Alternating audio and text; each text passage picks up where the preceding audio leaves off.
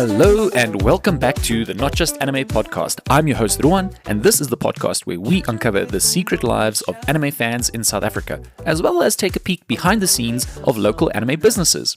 Today's guest has been in the anime scene in South Africa for the past 20 years across various roles, from South Africa's first print anime lifestyle magazine in the early 2000s, Otaku Mag, for those who might remember, to Spoonkie today, a distributor and reseller of anime figures across the country. Jack Chen has seen it all and has been part of the ups and the downs and the anime waves in South Africa. As an avid reader of Otaku Mag back in the day, it was really fun for me to hear what went on behind the scenes and how it all came together. So, without further ado, let's dive into a bit of South African anime history and start our conversation with Jack Chen, or ZeroJ, as some might know him. Treasure waiting on the shelf. A little piece of someone else. Today I'm joined by a very special guest, none other than, for some people out there that know him as ZeroJ. Long time ago. But to the rest of the world, you are Mr. Jack Chen. Welcome.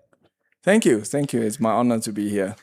I'm really excited to have you on because I think you've been part of the anime scene in South Africa for a significant amount of time, and you've seen some interesting fluctuations and waves in the anime scene. And of course, you are also involved with Spoonkie. Maybe you can tell us a little bit about Spoonkie and where that began, and give us just the highlights so far. Okay. Yes. I think it was 2023. Family trip to Japan. Had a great time, and my elder son, he's 18 at that time, loved the anime. I wonder why. Like father, like son. Yeah, and then he just can't stay away from Akihabara, and it was crazy. Literally, you went to every single shop that sells figurine and look through them and look for bargains and everything. And he loved so much, and he come back after the trip and say, "Dad, I wanna do figurine." I said, "Well, what do you want to do?" And he says, "I want to sell figurine because I love it and my friends love it." And inside me, I was like, "Seriously? Are you kidding me?" Because you know what? 18 years ago, I did the same thing. So, yes, I know how it is. It's not easy, and it's something I did it. So there's no reason for me to say no to him. So I invested for him, and he bring the figure, and we did it at We launched it at Comic-Con 2024, and that's how it started. Yeah, and now you guys have gone from strength to strength. You've launched an anime community as well. Yes. Called the Anime After Hours community. Yes, and that is something that I'm very happy that we did it, because I missed the time that when we used to have discussion forum where everybody put their opinions or advice or knowledge into a place that you can exchange information. And I always like that, and the whole thing about the community and sharings and all that. Not so much of individual people speaking only. So we launched a WhatsApp group for Anime After Hour, and a number of different category, and it's been growing since. So for the past 2 months now, we almost 500 people, and it's so much informations and sharings and love in the community, which I'm really happy to see. Yeah, and Spoonkie is also a member of the JPA, the Japanese Pop Culture Promotion Association of Africa, a founding member. And I think there has been some exciting developments in recent times in South Africa when it comes to anime. You've given us a bit of an overview of your current activities, but I want to throw it back to where it all began. How did you get into anime? How did you discover anime? What was the journey that you were on with anime? The journey is, I was not a good kid when I was small. So my parents decided to take me away from my country and lead me to some foreigner country so I can be restricted of what I'm doing. So yes, back when I was small, I'm not a kid that focus on schools or what I'm supposed to do. So I just love watching animes and reading manga.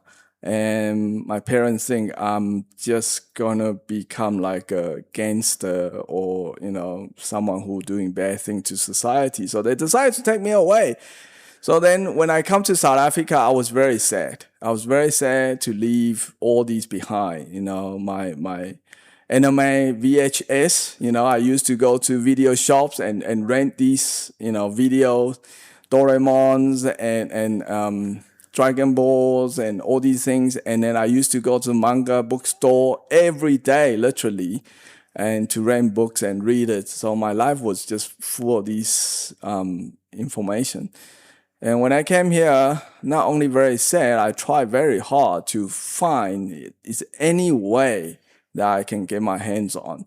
Thank God there's internet. But during that time, the internet, guys, I'm not young, and we have these 64K or 56K and dial out modem where you have those fax machines sound like, and then you connected and you're so excited just to download that one page of manga, and now you'll leave it for whole night just to download like one books of manga if you're lucky. And that's how we survive. And obviously get to the LAN party that people sharing and the videos of you downloading, my downloading. And that's how I started.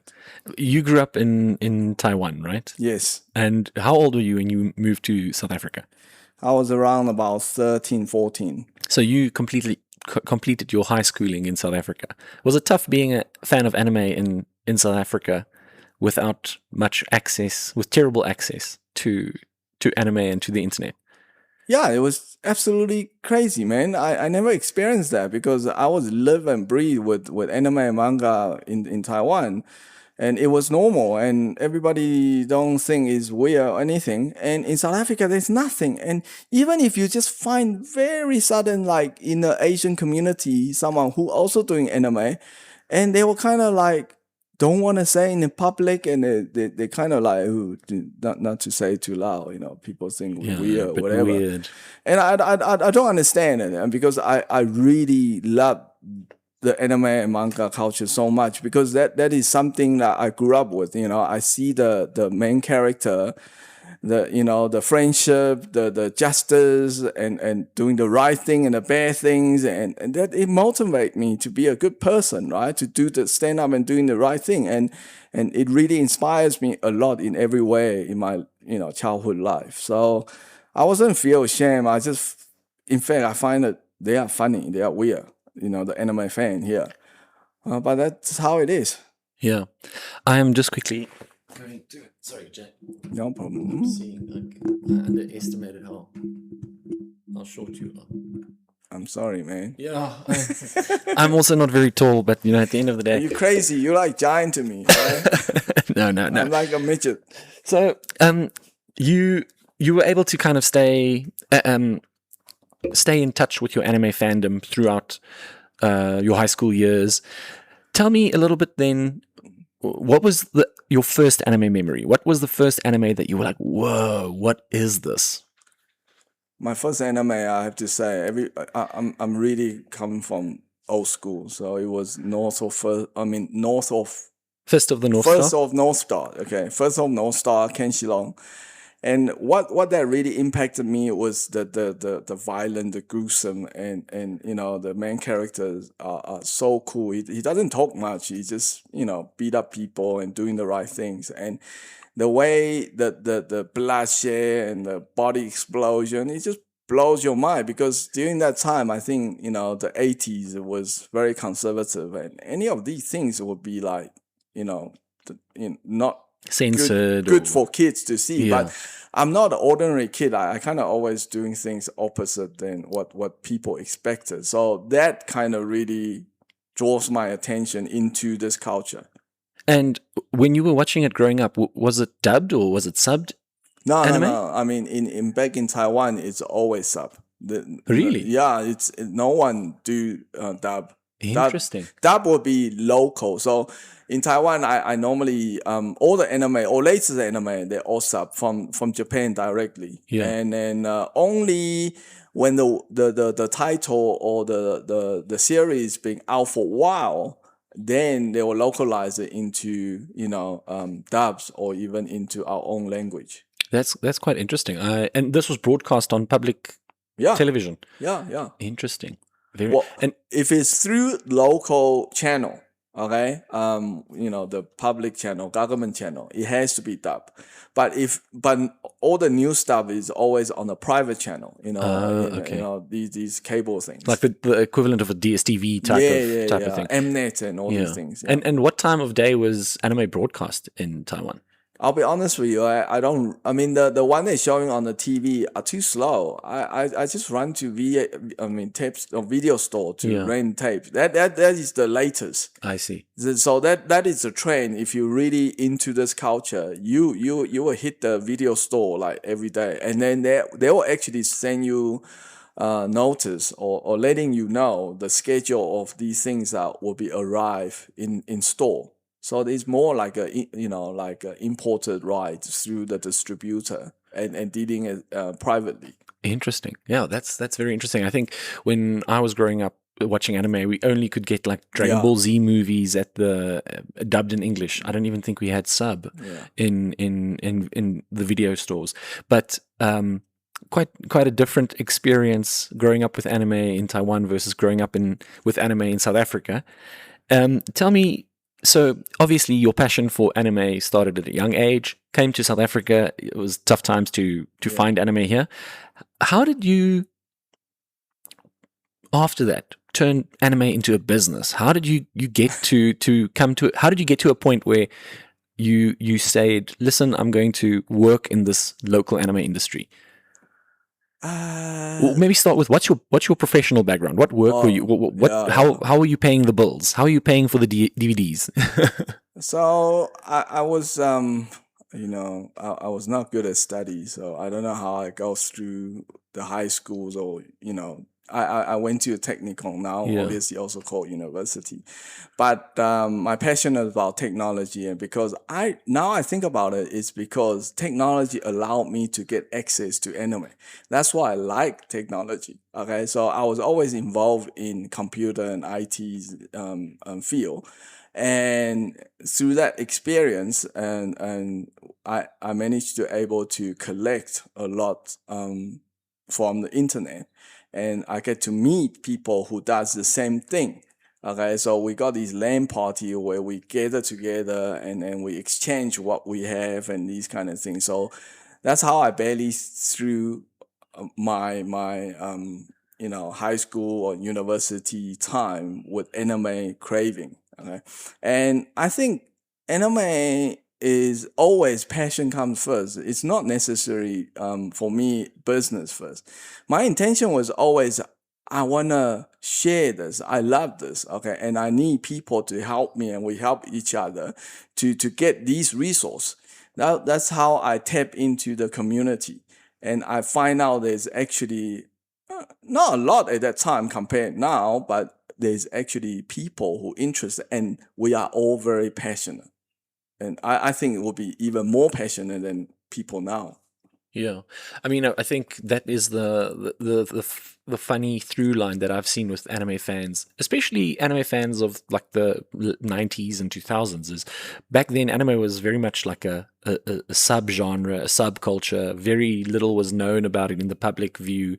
So people who discovered anime who enjoyed anime always wanted to share it as much as possible. They kind of wanted to tell people, hey, you've got to see this awesome thing. Oh, you liked Pokemon? Did you know it's actually anime? Yes. Oh, did you know Dragon Ball Z that's on the SABC? It's actually anime. Yeah. And then these the passion was really evident, I think. And that's also something that I felt is I always wanted to share that with people and make the circle bigger, so to speak, right? So that more people can enjoy it. And because we were kind of isolated in South Africa, it felt like more of a I want to say my duty to share it with as many people as possible, in the sense that obviously I also was a little bit shy to say that I'm an anime fan, but once I started becoming friends with people, I would try to introduce them to anime and share that love and passion. So you then you worked for a technology company after graduating from university or the Technikon, and then from there,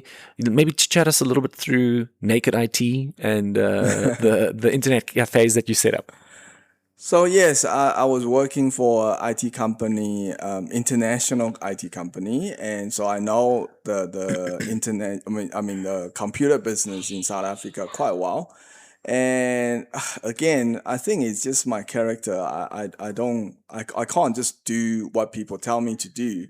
Once I know how it is and what it is, and if it's just repeating the same thing over and over again, and I get very, bored with it. I think you need to shut that Need down. to shut down the robots. The vacuum robots. Sorry, guys. So I'll carry on talking. So I worked for them for a while, and then I wanted to start IT business myself. So I become a retail store. So I opened up 2 stores, and the second store is fairly big. It's about 200 to 300 square meter, and it's an internet cafe. And later it turned into a LAN party venue, because during that time people start not comfortable with the whole internet cafe concept of coming out at night and play 24 hours and that kind of thing because security. So for me to actually able to maintain this store is to have events happening. So then we have a very famous LAN party every month, and then in there is all people who passionate about the pop culture, and anime was the big one. And then how it all started was funny is that I was tired of doing computer importing business. I was putting on so much pressure from a supplier about the target I have to do, the quantity I have to bring, and amount of money I have to invest. And all of a sudden, I just thought that I want to do something else. I don't want to do computer anymore. And then whatever I'm putting the money to do the marketing for the computer and IT business, maybe I can invest that marketing money into something else of my own. So in a LAN party, there's a obviously good friends that be with you, and I was just as normal, we like family, so I was just sharing my sorrow and my my complaints with them and all that, and all of a sudden, I don't know, we just come out and say, why don't we do our own magazine? And I was like, yeah, that sounds cool. Yeah, let's do that. So the magazine first issue is more like a brochure than a magazine, but we call it a magazine. But oh man, I have a blast in those 3 years. We had so much fun, and we did so much things that even till today, I will not exchange for anything else. If you say if I can do it again, yes, definitely I'll do it again and again. And that's how it started. So from marketing budget invested into creating a glorified brochure to advertising your business and maybe other businesses, you launched with fellow friends, you launched Utaku Mag South Africa, the anime lifestyle magazine, the first and probably only print anime magazine in South Africa. Yes. And so the initial staff that you had to make this magazine, were they all recruited from the LAN parties that you used to host at your internet cafes? Most of them, but we later on throughout a few, I think about 3-4 issues, and we have new people who interested doing. But I can tell you, none of us have done magazine before.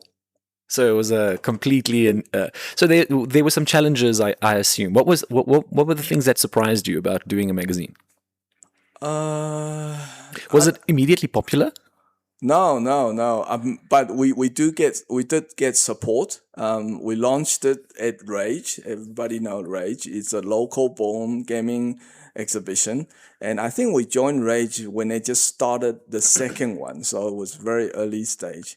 And the amount of support we're getting from the public, okay, it was actually very surprised to me, because I always saw that anime, they're so shy to talk about it or admit it. But when it comes to support, hey, they will do it. They just don't want to say it too loud. And sorry, so you launched the magazine, and what were the challenges initially with like launching it? Well, you were selling that magazine for I think 20 rand. Yes, it was 20 issue. rand. Yeah. So the challenge was actually obviously printing costs, right? And then also being a magazine, you can't just have all your content. You need to have some advertising, all right? Advertiser. So to look more like a magazine. So the first issue, I literally go to all the chain stores and people to offer free advertising for them. You know, like, because they don't know what this magazine is about. They don't know what anime is about. So I went to the music chain store. At that time, it was Look and Listen. I remember Look and Yeah, Listen. Look and Listen. They have a great store. I still, till today, I love that concept of that store because it's big and it's Yeah. very lifestyle. And you can go in and you can enjoy the, listening to the CDs and trying the games. And it's just it was such a nice vibe. So I just went to them and I said, I want to speak to the manager, and I tell them about the whole magazine idea, and I gave them the prime spot, which is the back cover. And I told them, because they also going to Rage, and they're spending a lot of money at Rage. And when I heard, when they heard, I'm going to launch at Rage, and for them to be at the back cover, they kind of show interest. And that's how I just went with it. And I was begging him literally every week to give me the advertising material so I can just put it on there. So eventually we did it, and they were very surprised how supportive that we received from the events, and that's how it all went. Taking off from there, and later on we were in exclusive books and CNAs and etc. So getting that, I picked up the first issue last night and paged through it a bit. I saw there was some restaurants advertising, some Yes. local restaurants advertising in there. You had Musica, obviously. Not Musica, Look and Listen on the back page. Yes. Did you guys plan out the content, what you wanted to do, reviews? Yeah. Because I also saw at the back, which was quite interesting it's something you forget that today, with the access to the internet the way that it is, you forget that you didn't have that type of access to the internet back then. And I saw the back few pages of the magazine was also a product catalog. Yeah. So did you guys plan all the content like and knew from the start what you guys wanted to do with the magazine, or was it kind of like evolved as you went along? So what happened here is, so obviously we have a team. At that time, I think we're only a team of maybe 7 people, and we meet weekly, regularly at the internet cafe, and to talk about what we want to put in the magazine. Sure, I can tell you that there's so much we want to do, and then so much we have to change and cut down and change plans and all that kind of thing. Eventually, we have to call it, call it to stop and then do what we can. So, the first issue really to me is more like a brochure, okay, and the contents that we decide is really like minimal, that we can't really add too much, and we're just putting whatever it is in there. But for me, coming from a person's point of view here is, I don't want to just making a brochure or magazine. It's we speaking. It has to be other resources in there. So that's why I try to put, other people's products, or even a restaurant, or any other advertiser feel into the book, into the brochure, to look like a magazine. And you launched it at Rage, and Yes. it was, you said, well received. We had a lot of people walking around with magazines. Yes. And did you sell it, or did you give it away for Rage No. participants? I mean, nothing's for free. Free stuff is cheap. People is gonna throw away, so we sell it. But I had a tactic I can share with you here. So I hire quite a few number of Asian promotion lady. and they're all cute and attractive, and then we also made a t-shirt, slightly tight, and it's very similar to Hooters, right? Like that okay. kind of approach is selling beer and all that.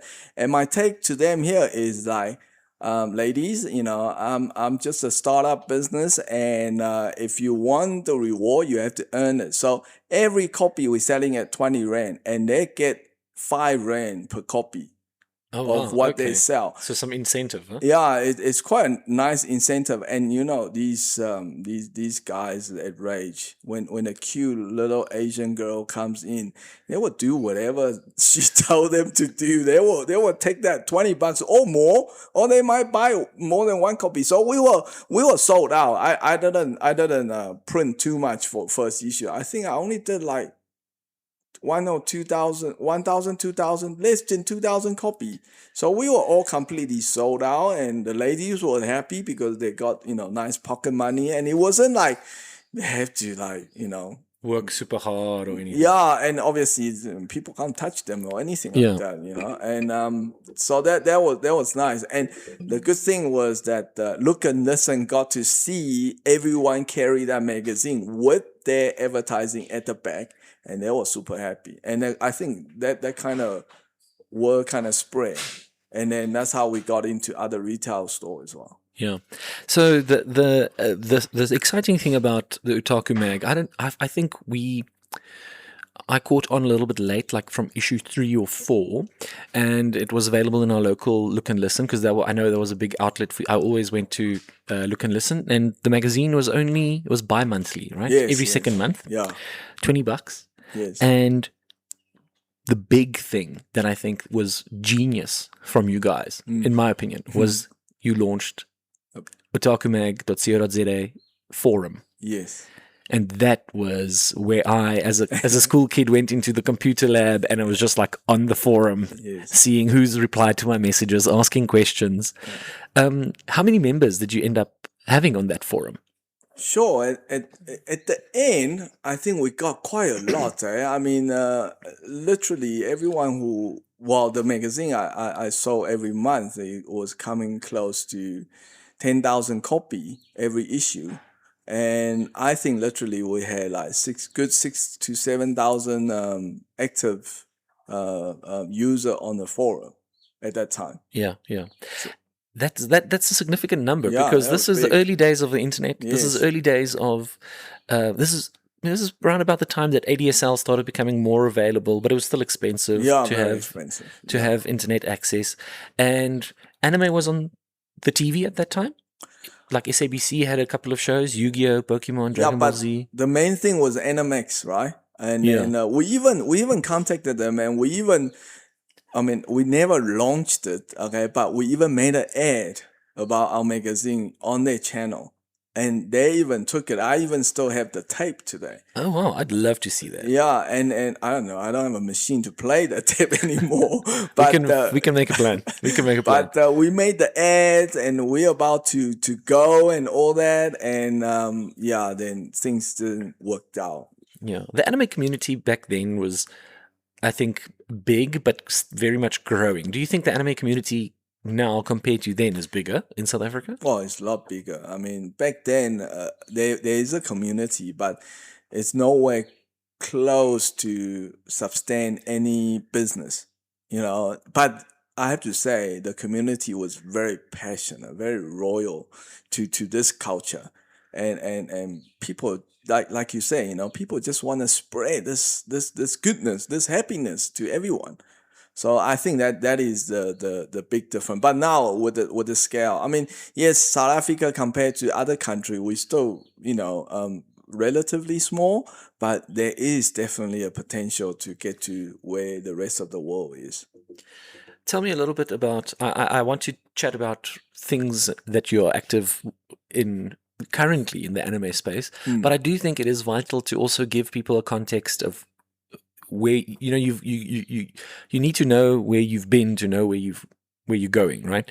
So what are some of the highlights of that era. I refer to it as like the first wave of anime and then the second wave of anime, because the first wave, is a massive boom in the 2000s, a lot of anime titles. Animax is coming to South Africa. We're getting like more shows. The love and the culture is spreading. I know there's articles in the newspaper. You've got our own magazine. We've got a forum. Local clubs start popping up. And then there's a little bit of with the financial crisis, there's obviously a downturn. Yes. Anime also suffered, Yes. and it kind of went in a little bit dormant for a time, and now obviously so ever since COVID we're experiencing that second wave where anime is just like on another level. But tell me a little bit about the first wave. What are some of the highlights for you and Utaku Mag that you guys did during that time that you were like, whoa, this is insane?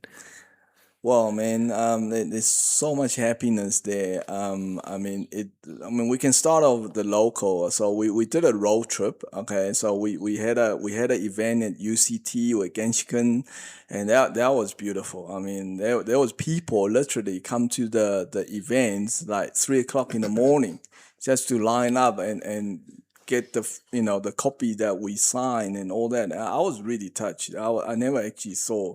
Maybe that's how celebrity feel, but really honestly, I'm just a normal, ordinary person who love anime just like you, and that's why I told the first person, and don't see me as any other big shot. But seeing that passion, that royalties and dedication, that really make me feel like we are the same kind. We like family, And so we did it in UCT. We had at University of Pretoria, and we also had some participation from Vert. So the university and the university student was a big supporter of the magazine and the culture at that time. And then obviously other highlight is that we get to go overseas. Oh wow, where did you go? Yeah, no, I went to the Anime Expo in America, California. Oh wow, okay. But with our own funding, obviously.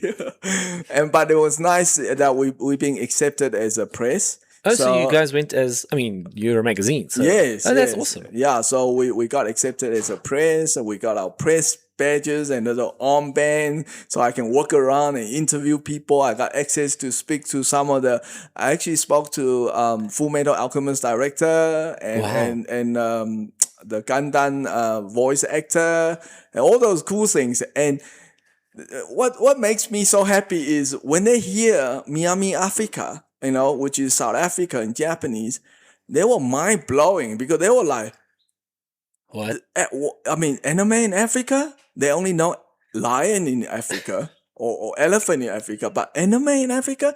And I was telling them, your work in Africa are so popular and we love so much. And they were like, literally like, she's, I think, in tears or something. And they all say they would love to come to Africa, but obviously that didn't happen.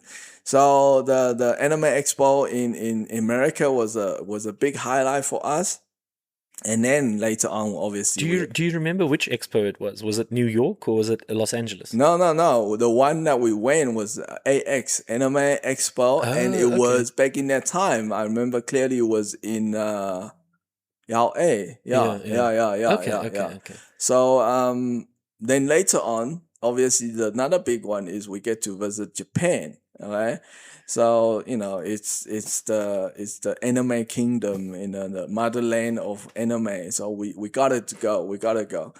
But during that journey, obviously funding also by ourselves. So I would love the whole team. By that time, we have a team of 11 brothers, and but not everybody save up that much and all that. So there was we still went a good number of 6 or 7 of us, but then we decided to visit the biggest anime activity, which is Comic Cat at the big site. And that was also a experience of lifetime. And we also got accepted as a press, which is very cool because trust me, that queue, I never seen such a long queue in my life. And it's about at least, I can visual, I don't measure it, but I can visual, it's definitely like 2 kilometers. Wow. It was through streets and I can see from far. And luckily we have press pass, so I can just walk in and not being in a queue. But another thing is that I realize how Japanese people are so well mannered in a queue. There's no complaint, there's no talking. Everybody's just moving slowly. So the Comic Cat was a very good experience for us. And then seeing what is special about is these are the people who love anime and come up with their own creative work. But obviously, some stuff blows our mind. Those boy loves and those I remember I went in, I saw this cover. It was so beautifully drawn and done, and I didn't go through the content. I was just getting used to it. I think being Japan, you got used to how Japanese people work. So I was just being a queue very quietly, and I didn't realize it was all girls, and I was the only guy. And when I got to the artist, she was all blushing, and I was like just looking through these amazing work, and I turned to a page where I start seeing two boys was doing, weird things, and I realized I was in a boy love section, and these chicks are all look at me like, wow, this guy is cool. He likes this as well. And I was so embarrassed. I just took a copy. I bought it and I just walked away. And my team member was like, don't you know where you are? And I was just too focused on the art style and how wild it was drawn and all that. But it was really fun. And one of our guys actually got a heat stroke because it was really hot. There's Comic Cat is usually in summer, right? Yeah, well, the big one is summer one. Yeah.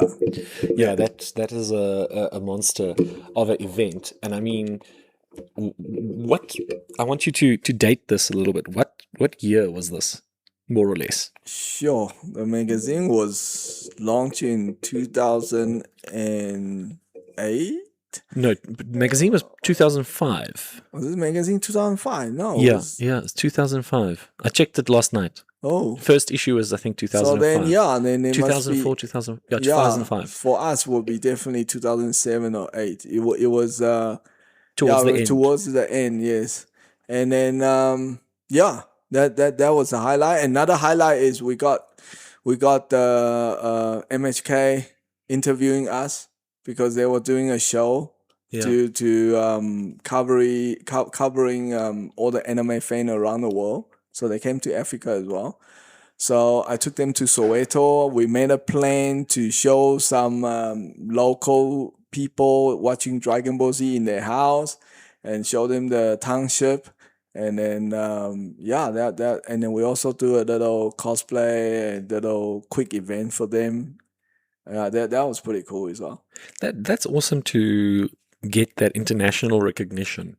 I think so that people see what you are doing and trying to achieve, and then supporting that and working with you guys to grow the local fandom. Yeah, but I do have to say, I mean, it's more of them surprisingly knowing that anime is in Africa, but during that time, the support from the actual studio or merchandise supplier was nothing, and it was sad to say, and that's how fortunate we are now. Is during that time, I was knocking doors, I was sending emails, I was even making calls, and they refuse, and they don't want to step out of Japan, and only big country like America gets like a priority to licensing or distributing the merchandise, and other than that, you kind of just had to find your way and do parallel importing. Yeah, that's quite interesting. I shared that YouTube channel with you, Animego, where they talk about anime business in the US, and it seems like they also had to fight tooth and nail to get the little that they had back then. Like Japan was kind of reluctant to, or maybe they didn't see the potential of anime internationally. I don't know. I mean, Japanese people, they mindset.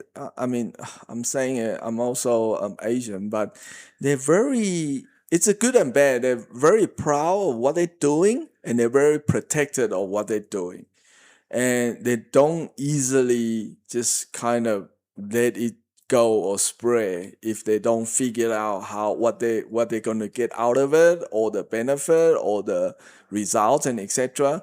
I think at that time anime was still, I mean now it is, but anime was still huge, and then they were able to subsidize by themselves and without any other international incomes or business, and they were happy, they were content. So Yeah. I don't blame them, but now obviously things different now. I can imagine how frustrating it must be as a South African anime fan, where you're like, yeah, we need support, we need the official brands to nurture our growing community in South Africa. But of course, unfortunately, I think Africa is oftentimes the forgotten continent. It's the last priority for a lot of people, which is sad.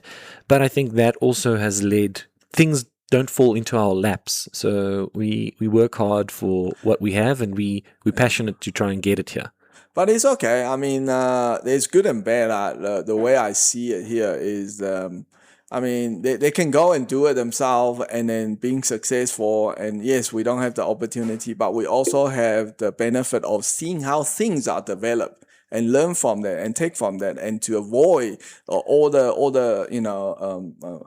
problems or issues, and get to that goal quickly if we've been given an opportunity, which is I think is now. Yeah.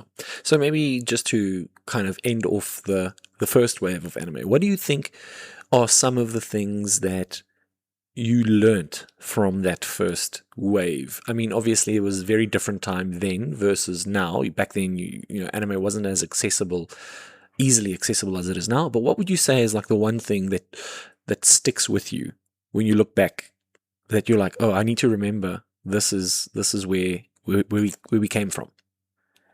Yeah, if I look back now, and if people ask me what happened and how did it get to that, is at that time the market was really, really small, and I was a bit too optimistic, and I kind of did something that kind of it's like you have all these freedoms and budget, and I kind of spent it too quickly, and so we died too quickly. I didn't kind of seize that and growing according to your capacity.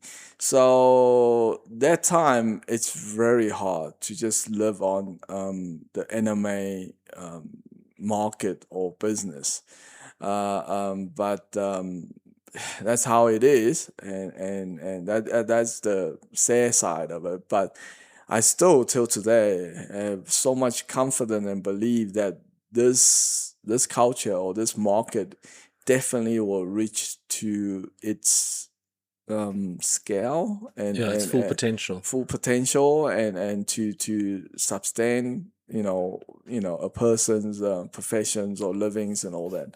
Yeah. I think that's like a good goal to strive towards, is that we can develop an industry and businesses that are able to contribute to employment in South Africa, that's able to contribute to the economy, that's able to look after the people that are involved in it. That I think is a very noble goal that we have to strive to.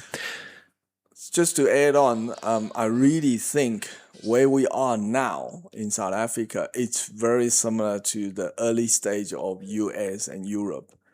Okay, and if you look at now the success of some of these Western US or Europe's business or company, they all started with a few people, but then the thing here is they did it properly, and then they did it in the right way. So there's this whole systems and culture able to grow by collaborating each other. So, in terms of the licensing rights, the merchandise rights, and all that kind of thing. And some of these companies are massive now. Yeah, I think that's a good segue into the second wave, where we're at now. Obviously, Spoonkie being a founding member of the JPA, maybe chat to us a little bit about the JPA and what you feel like is important for the industry at the moment, for local businesses working in anime at the moment. So the whole JPA come about is obviously being going back to this community again, is funny enough. It was my eldest son when he was born. That's when I started doing magazine, which you are right. It was 2005, and then now he's 20 years old and he says he wants to do this. I don't know. I mean, sometimes I find God works in a mysterious way. It's something maybe I did and I didn't finish it, and it kind of bring me that second chance. So at Comic-Con, when I saw official license or studio Japanese company came into Comic-Con and interested to expand their business into Africa, sure, man, my heart was, pumping so fast because I was like, where were you 20 years ago? But regardless, you are here now, and I'm an individual who has my own business and have a little bit of a financial ability to invest. So, but then immediately, I know what I have done and failed before, and that's why I mentioned it to Jetro, and we formed this. We got to form this business association to help all these company to do the right thing in the right way. And that's how we can get support from Japanese company or overseas company to grow this whole industry properly. Otherwise, it can be, shuttered overnight again. Yeah, I think that is the exciting thing, is that we've talked about this a lot, Jack, where we say anime in Japan is produced through a committee. Yes. Different companies pool their resources to produce the anime that we love, and then they all share in the benefit Yes. of creating that title. And our outlook is not necessarily a strict approach, but our outlook is that anime should kind of be sold in South Africa in the same way. Instead of people working in silos doing the work on their own, we need to bring in more collaborators to share our resources, to share our experience and our distribution channels and whatnot, to at the end of the day, like, grow together. There's a quote that one of our members famously said at Comic-Con, where he said, "A rising tide raises all ships." And I think that is the thing. Instead of us battling against the waves individually, if we pool our resources, we can make this work. Because I do think, just by the sound of it, and maybe you can share your opinion, but it sounded like Otaku Magazine, when you guys launched, you received a lot of support from the fans. Yes. But you were kind of on your own in a sense. There were a couple of other companies, Anime Works, Anime Direct, Yes. a couple of other companies, but all of you guys were. It feels like you were alone. Yes. And didn't necessarily have the support of a bigger ecosystem, so to speak. Yes, you got it right. So I have that experience. I know, and we were just fighting this by ourselves, and that's eventually you run out the ammos, you run out your budgets. Then that's the end of it. So I do believe that this whole gathering the resources of everybody who's good at doing a little bit of everything, and then put this whole thing together is so important. And really, honestly, that's how community was formed. That's how every business, not only anime. Okay, so at the start it's like that. You gather all like-minded people, and then doing the right thing, and then we create this influence to the market, to a community, and eventually some of these business or company will grow to a scale that is big, and they have the financial back end and all that, and then maybe people start looking, oh, all right, I'm gonna be, this sole distribution here or that and that. But at the beginning, you really can't, because the market and community hasn't been formed. There's nothing there. It's a blank piece of paper. And because that the supplier or the IP owner, these license holder, they wouldn't come here because they don't know what the market is. That piece of paper has got nothing on it. And if you tell these people to invest and do it themselves, that's even impossible because that's just not their role. So local people have to put that together. So that's why I think it's so important to build up this community first. But I can tell you at the beginning, it's not about money. It's really about passion. You can't do this and thinking it's going to pay your livings or you're going to make a big bucks out of it. No one's going to guarantee this. But the love towards this culture, the things you love and you like and you want to share is so important. That's how you're going to work together. Otherwise, you're just going to fight each other again. Yeah. So tell me, what would you say are the challenges that the anime industry faces at the moment in South Africa?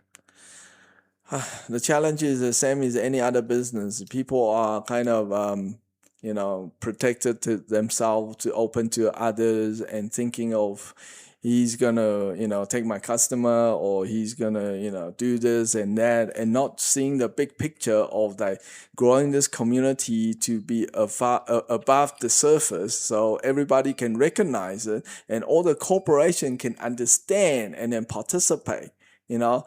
Instead of worry about, my business, your customer, my customer, and I need to be protect this and protect that. And that's just not going to work because we have to go in with open-minded and one goal is like go in with everything we have and help each other. Your customer can be my customer, and a new customer can be the customer of this community and enjoying this culture, this anime, everything. That's how it's gonna work. Yeah, a lot of people would say that piracy killed VHS and broadcast of anime in the early 2000s. Yes. What do you think are some of the threats that the local anime industry face? Look, I mean, everything started with the piracy. We just have to be realistic. Yeah. Okay. If it wasn't piracy, you're not gonna reach so far. Okay. But then up to a certain level, then we need to do the right thing. Otherwise, this I often call the ecosystem will not work.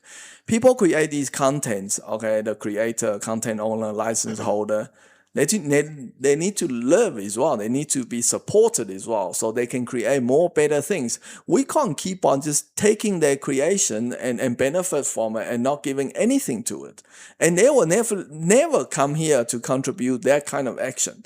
So I see this happen back in Taiwan or in Japan or Hong Kong. Everything all started like that. Okay, but in when you reach to certain level or a stage, you need to start doing the right thing, encourage to do the right thing. Then your market and your community will grow even bigger. And then this whole system will become more healthier. So yes, when last year when I was doing it, obviously being in Comic-Con, I can see people start just going ahead and do whatever they wanted to do, and they're all scattered around and everywhere, and there's so much gossips and backstabs and politics and all that. It to me now, because being where I am, not exactly young, I see how the world, the business, the society works. It's childish to me. And it's not going to benefit any of us. So I think the challenge is actually pull everyone together, let them know where are we going at, what goal are we trying to strive. My goal is simple. I want to be the same as America. Okay, to have these Japanese studio who coming here and support us and give us the rights and doing all these licensing and merchandise.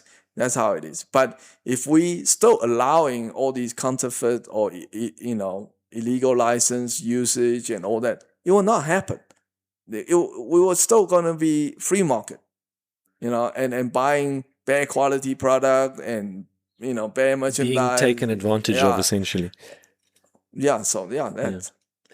That's that's a big challenge that we need to face, because I think in South Africa for the longest time there's been a lack of official merchandise, but now I've seen like fan-made goods or counterfeit products becoming even more expensive than the officially licensed products. Yeah, this is And crazy. that's like we need to jump in. We need to take a stand, especially with the JPA, and like you said, to develop the business sustainably, because otherwise it's just going to be wiped off the face of the earth like that. Yeah. Jack, tell me, so what do you think South Africa needs in terms of anime? And what do you think, how do you think the next generation can contribute to the anime industry? It's easy to say, like, go out, go buy a figurine, go buy a movie ticket, go read manga on official sites and get a Crunchyroll subscription or a Netflix subscription. But what else do you think do we need in South Africa to sustainably develop this industry? For number one, I think we need to educate the public about this whole IP and license. And it when people hear about it, they probably just think that it's just a way to price the product higher and making big bucks. They must understand that it goes back to, again, contributing to the creators and the ecosystem, etc. So that's number one, because I often see, like you say, why can counterfeit products sell more expensive than original? Is because they don't know that it's counterfeit. So number one, if I'm a consumer and being an anime fan lover, if I know what I'm supporting is not, going back to any of the community or creator and just someone's pocket, I'll be pretty pissed off. And so that's that. Have a right knowledge of what the industry, how it works, and what goes to where and how. And then another thing I want to really encourage. Other day I was having a again conversation with my sons. They anime is normally referred to Japanese animation, okay, and then but to me, being a long time anime lover, I really see anime doesn't belong to Japan anymore. Okay, really, there's other country like Korea, China, even Western world. I mean, Netflixes and all that with their Disney, they all kind of merge into a genre that is, we normally call it anime, because that's what Japanese is started off and what they're good at it. And so that I always have this vision, this genre, maybe still called it anime, or in China they call it 动画, or somewhere else maybe called it something else. It's going to grow, and our fellow Africa people will also have a little pie of a little bit of from this pie. I want to see our local talented and artists and animator to come up with our unique Africa born animation work, titles, stories, all these kind of things, and to be in part of this whole movement or this creation. And that get me excited, because I really see that there's a lot of talented and very creative youngsters, because the whole technology and the streamings and internet, they have access to all these material and resources, and it kind of inspire them. And also being growing up in Africa, the background and all that, to create something unique and only belongs to Africa, and share the rest of the world, and be in this whole big picture of this genre, this creation. It's exciting. I think I've got a couple of comments. I've got thoughts on what you're saying, and I agree. I think the end goal should be to develop the local industry, the local animators, the local creatives, to tell local stories in this genre or in this format that is anime. I think there's a lot of potential there. I do think that no one's going to do it for us. We're going to have to do it ourselves. We'll have to, no one's going to come and save us. We need to do that ourselves and develop it ourselves. And as anime fans and fellow South Africans, we need to support these local creators and original characters and original stories. But at the same time, I also think we'll have to work together, right? Yeah. Because telling a story, creating your local African manga or South African animation, that's one thing. But the reason why, and this is my opinion, the reason why anime works, the reason why anime is such a behemoth of an industry is because of what the Japanese call a media mix. It's not just the story, it's not just the manga, it's not just the anime, it's the clothing, it's the merchandise, it is the advertising, using characters on billboards. It's that media mix that creates different touch points for people to engage with that story. So you get, like in Japan, I might not be a fan of Dragon Ball, but people use Goku to promote a banking card, or they use this character to promote a certain, advertise certain products. So even though I'm not watching the anime, I see Goku in my day-to-day life. And I think for our own original IPs in South Africa, I do think that we need to think in that term where we have to reverse engineer it and say, cool, I'm going to tell a story that's going to resonate, but I need to get the buy-in from different stakeholders to at the end of the day, expose this to the broader audience. That's not just the story, but also the other points of touch points. Yeah. So to echo what you're just saying here is the reason why I love anime and manga so much is really honesty. All this material and stories telling us nothing is impossible. Really, I have, people, my family or my parents or, my friends, around me, they think I'm crazy. Even my son think I'm crazy, but I'm not crazy. It's just because maybe I watch too much anime. That's how we call it. So, like you say, it's I don't know, my passion is about seeing someone who's talented and I want to support them to finish their work. And now I think because the internet, because the technology, nothing is withheld in their country anymore. Who says that something good in South Africa cannot reach to the rest of the world? And that makes me excited. That really makes me excited. Like, maybe some talented artists or team up with some talented script writers. They come up with a really good work or character and all that, and it will just took off and go viral and people recognize it. And they see there's talented everywhere, and then they start interacting with other creative artists and all that, and then start creating all these inspiring, encouraging, passionate work. That, jeez, man, every time I only watch anime. I don't have time for other genre, or anime, TV series, all that. It made me laugh, made me cry, made me upset, but in a good way, and that's what I like about it. Yeah, I think that is it's definitely there's a reason why it resonates with people, right? But it's also because I think there are good structures in place to promote it. If you look at like Shonen Jump, for example, they have competitions running through, like talent finding competitions running throughout the whole year. I almost want to say they've got fan polls every week when a magazine comes out rating how good. There's like a very robust system in place to discover, develop, and deliver talent to the masses, and then get live feedback on, listen, this, you might think you've created this beautiful story, but it's not resonating with people, so adjust it, twist it. I think the one key story is the creator of Bleach, Tite Kubo, who did like a one shot of Bleach, and it wasn't that well received. And I think Akira Toriyama, the creator of Dragon Ball Z, sat down with him and said, listen, tweak this part, do this differently, set this up like that.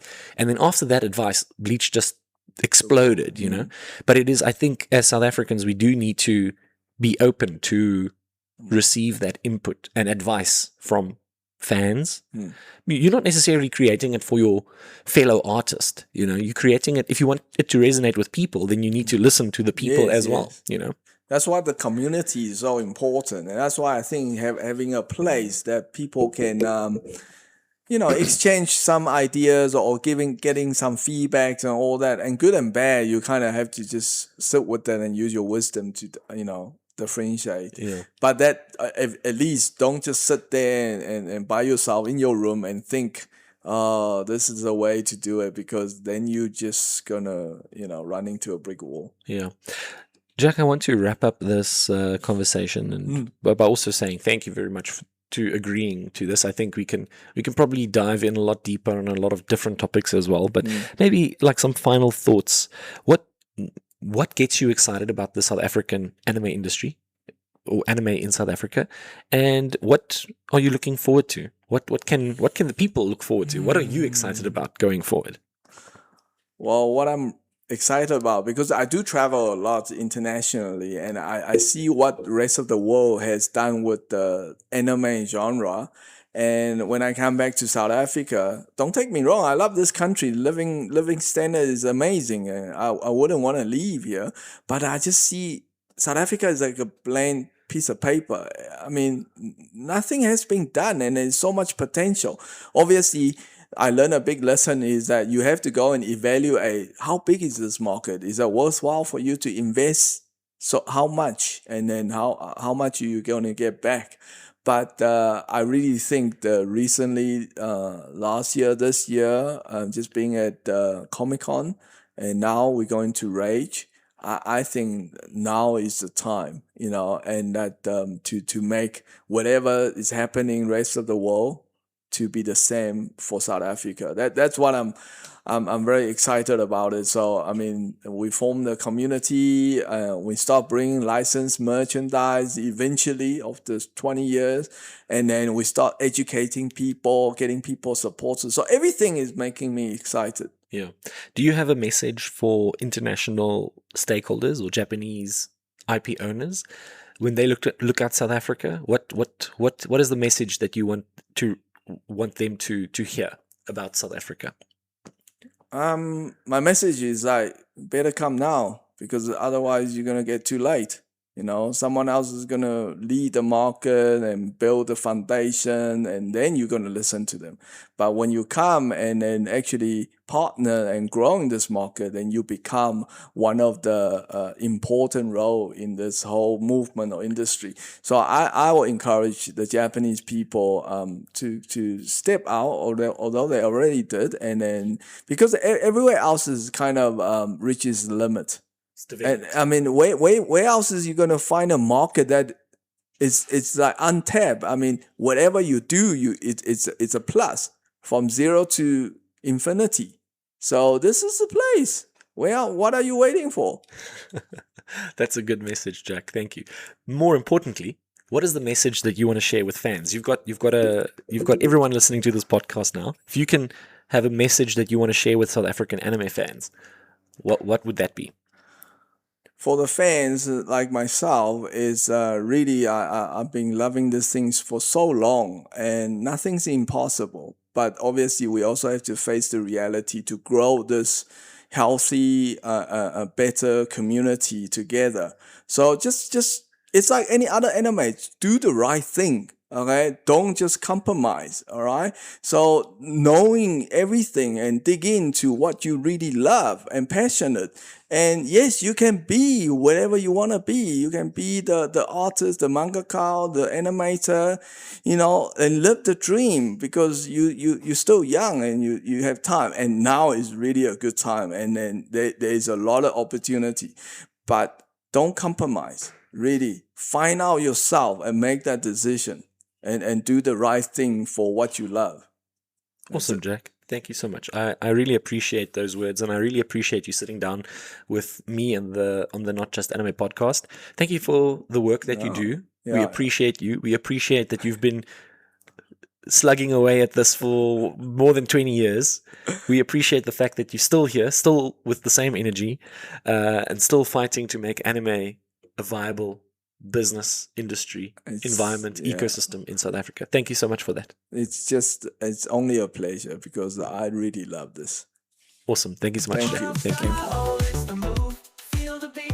I really love uncovering the history of anime in South Africa, not just because there's a lot of good tidbits about what went on behind the scenes, but also because there's a lot of golden nuggets that we can learn from and take with us into the future in developing a more sustainable anime industry. You know, in the past, things have been quite ad hoc, a lot of different players doing different things, maybe working together and knowing about each other, but not really building an organized industry. And that's something that's truly useful, is looking back at the past and seeing where we went wrong and what we can do better in the future. And that's also the benefit of South Africa. There's a couple of harsh realities, of course. We are a small industry, but there is potential, and we have the benefit of learning from more developed countries, seeing where they went wrong and what we can take from them and learn from them to improve our industry as it stands today. And that is something that I noticed speaking to all these anime industry veterans, is that it's an industry that was built on passion and filled with passionate people. So a big shout out to these players, a big shout out to Jack Chen for this conversation, and I'm really excited to see what the future holds for anime in South Africa. If you liked this episode, please do show it some love, and then until next time, matane!